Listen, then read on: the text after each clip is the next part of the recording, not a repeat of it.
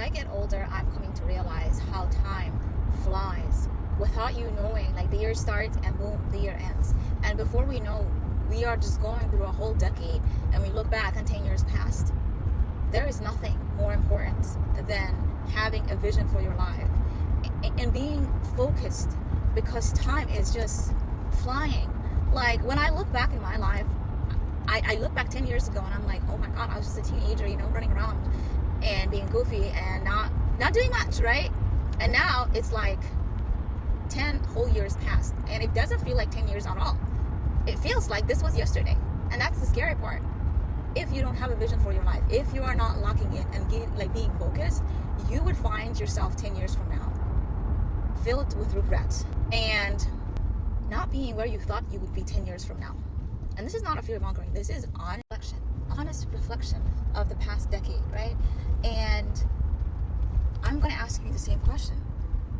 10 years ago, where did you see yourself? And are you there now? Right? We're always going to be a work in progress. But if we are far away from where we have envisioned to be 10 years ago, I think that is enough insight to tell us that time is just flying, and that we should seize the moment. We should be present in our lives. We should lock in and focus, because the human being is made out of how many decades? 5 to 8, 10 max. Yeah, 100 years. Paying attention in the years. If you're not paying attention and setting a vision before the decade starts, it comes and passes and leaves you with nothing. The vision is very important because it takes you out of this delusion that you're in, that you have forever. But you don't, right? Even the 8 to 10 decades is not guaranteed. So when you have a vision and you reverse engineer that vision, and you take every day making that vision a reality and becoming,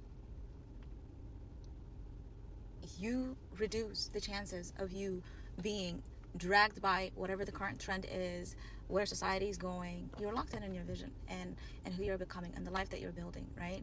And if you die, then you died while in that path. You wouldn't have any other option anyways. You wouldn't choose any other option. And I use death to bring us back, because we are in a delulu land where we think we're not going anywhere, but we are not going to be here forever. Our great grandparents are not here. Some of us are great grandparents, and actual grandparents are not even here. So what makes you think you're going to be here forever? Your behaviors say that you believe that you're going to be here forever by binge watching, scrolling, doing whatever. But in actuality, your time is limited. What do you want to do with your time? What do you want to create? Who do you want to become?